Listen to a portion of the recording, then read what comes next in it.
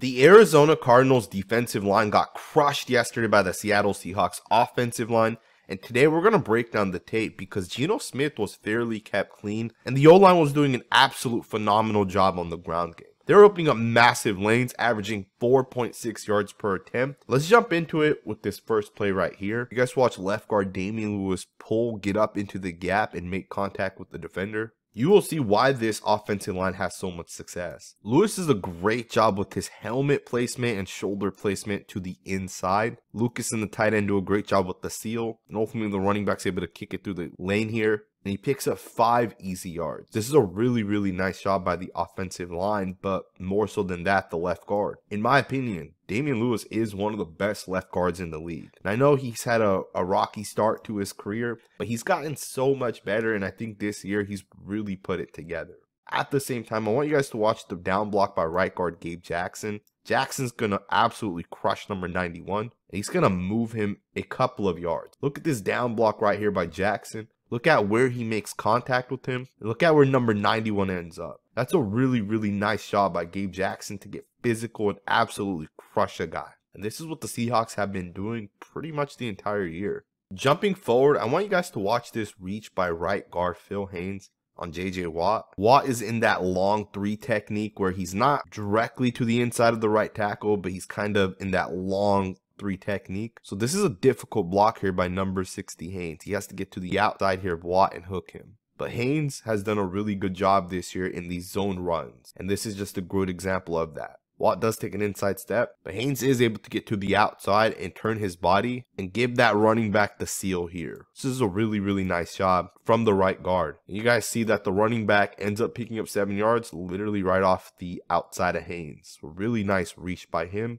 The center also does a good job with his blocking angle. He has to get to number 25, but instead of going directly at him, if you guys watch his angle, he's going to take this wide angle here to the left of your screen. As the play begins, he takes that wide angle. He's able to get to 25, and he cuts him off. He gets the helmet to the correct side. But notice how because he's gotten his helmet to the correct side, number 25 is going to end up overplaying this. And the running back's going to just cut it right underneath that. It's a really nice job by the running back with that vision. Really nice reach by the center. A beautiful reach by the right guard. Let's get into the next rep. Most people agree Kenneth Walker is absolutely a superstar running back, and it's vision, right? That quickness, that ability to give himself that two-way go and see the lane. And this is such a nice cut by Walker, and it's crazy because this play should not theoretically have gained any. But if you guys watch Abraham Lucas, he does a great job getting to the inside of Watt and understanding there's no way Watt is going to be able to chase this backside based off of his angle. He kind of takes like a wide angle here. And of course, as you guys are going to see, the running back basically sees that as well, and he cuts it right underneath Watt.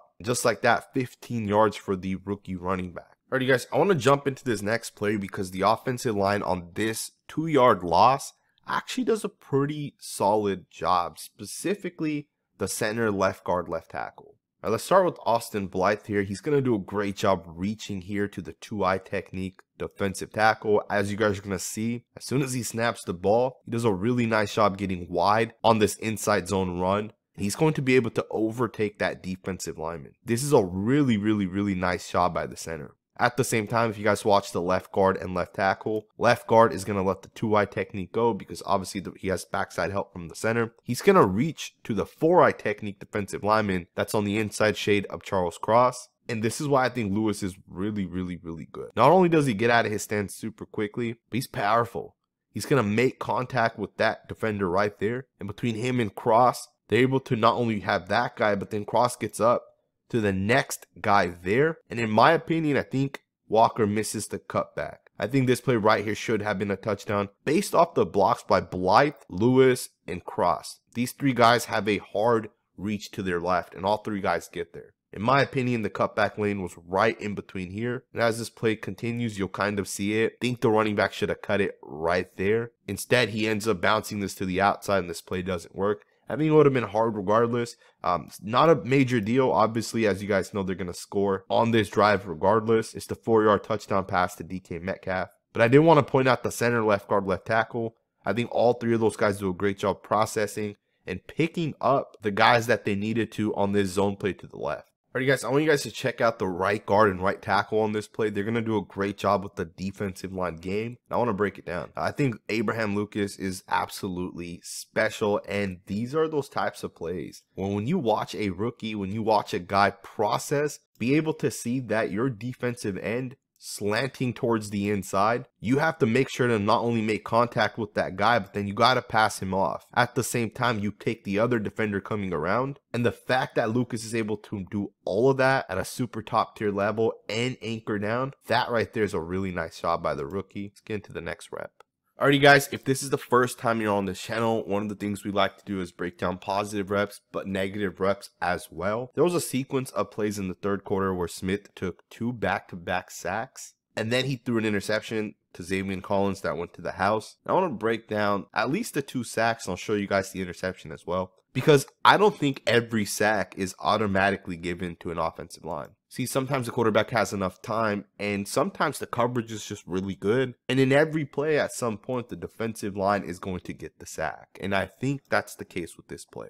I really don't think the offensive line did a bad job on this play. I think the defense just did a better job covering. And ultimately, because Geno Smith was stepping to his left, he wasn't able to hit either of the 2 checkdowns. That's okay, right? Sometimes as an offense, you have to call these plays where you're trying to throw it deep. Of course, this play doesn't work, but you have the second sack that also doesn't work. Now, once again, I think this was more so of a coverage sack. Although there was less time on this play and the containment was really good by the defensive line, you guys can see that from both tackles, they really come around the edges. And then from the inside, you got 3 guys kind of pushing back the pocket. And ultimately, Smith just didn't have enough time. But you can also make the argument he should have thrown the football right now. Right, you should feel the pressure, you should get the ball out. And I get he was looking downfield, but nothing was really open. Maybe he was trying to see if he can get his tight end the football. Potentially the inside linebacker here takes the running back, but he should have probably just checked it off to his running back. In my opinion, the 2 sacks that the defense had, the Cardinals defense, was not on the offensive line, right? And you guys can say maybe it was, right? You can make the argument either way. But with that being said, there was also an interception that was thrown. You guys can see that Damien Collins just does a hell of a job on this play. You can say he almost baited the quarterback, but you can also say that from a schematic perspective, there are things that defense sometimes do. When a running back releases to the right or to the left, one of the linebackers to that side will actually pick him up. So as Walker releases to the right here, Damien Collins has to pick him up, and you guys can see that that's kind of what he's doing. Right? He's not really pass rushing. He's really coming upfield to take on the blocker and make the blocker have to come out to him. But then he's taking the running back, and I think Geno Smith just didn't really see it. I think he was looking downfield. Maybe he felt that Collins was actually coming off the edge there. Maybe he saw it a little late, and ultimately he throws the pick. It's a hell of a play by the defensive player. It doesn't matter because at the end of the day, the Seahawks won. But I did want to just show those sequence of plays. In my opinion, I think center Austin Blythe is one of the best run blocking centers in the NFL. And it's plays like this that allow Kenneth Walker to have massive gains. That's such a nice job by the center. You guys really break this play down, right? If you guys look at the center, look at this reach block. On the guy in the 2-eye technique, this type of stuff is very difficult. He's going to reach out, he's going to make contact, and then he's going to flip his hips. And the fact that he's able to flip his hips, he's able to seal off, and that lane right there gets created because of the center. Without the center, this play does not work. If you watch the backside left guard, Lewis, he's going to do a nice job double teaming, allowing Cross to overtake the long 3-tech defensive lineman. Gets the left hand up there. Cross does a really nice job reaching. And Lewis gets up to the linebacker here, Collins, and he's going to cut him off as well. These are the types of blocks that you want to see, right? With Cross and Lewis, center and right guard. Lucas does a good job taking his defensive lineman and stretching him out, really sealing him off, letting the running back cut it to the inside. This is a really nice job by the entire offensive line. These are the type of inside zone runs that really allow running backs to have success. Watch the power by right guard Gabe Jackson. Watch as he gets his hands on J.J. Watt and absolutely moves him. That's a really, really nice job right there. This play right here picks up 12 yards. Once again, the O-line does a great job. You have a split zone concept. It's a type of inside zone run. One of the reasons why teams run the split zone as opposed to the inside zone is because when centers do such a great job reaching, and sometimes guards as well, you can get your center to go up the way you're going to see here, take that left step. Number 94 is going to so over pursue this. And of course, because of that, you see these massive lanes develop. This is a really nice job by the center. Gabe does a good job pushing his guy. Lucas on the front side, Cross on the back side. Left guard Lewis does a great job pushing out 94, getting up to Collins. And the running back just does a really nice job with his movement as he takes the ball here. You guys can see he kind of fakes to the right a little bit. He has these. That's a really nice job. That being said, let's get into the next rep. Alright guys, jumping into this next rep, watch Abraham Lucas reach to number 94. Fantastic block on this wide zone to the left of your screen. That block right there is so damn impressive in my opinion, because it's a hard block and this play does not work without him taking that wide step to the left of your screen as he gets out of his stance. He really gets out there. He really gets to the outside of number 94. So really nice job by the tight end as well to double and then get up to number 25. This is just a really nice job on the front side. Even Gabe Jackson does a good job. The center, everyone on the back side does a good job with their cutoff blocks. These are the types of blocks you want to see though, man, across the board. And of course, this play right here pops for 9 yards. This is a really nice job. Let's get into the next rep. Final play right here. I want you guys to watch the left guard Lewis and watch the pull, watch the processing. You know, one of the things that I had noted when I did my last Seahawks video on the offensive line was just the way that the line was able to pull. Rather, it was the power run, rather it was the zone run, right? Because a lot of these plays were zone. But when you watch Lewis get out of his stance on this play right here, everybody down blocks and he really has to get out there and find which guy is unblocked, which guy he needs to make contact with. Right? Rather, the tight end misses on number 52 and he has to take on 52. Rather, he has to turn his head, get up to the next level, and find the very first linebacker he can make contact with. That right there is a really nice job. And this play does not pick up the yards it picks up without Lewis being able to get out there and really pull and lead for the running back. The offensive line for the Seahawks, in my opinion, is a top 10 unit.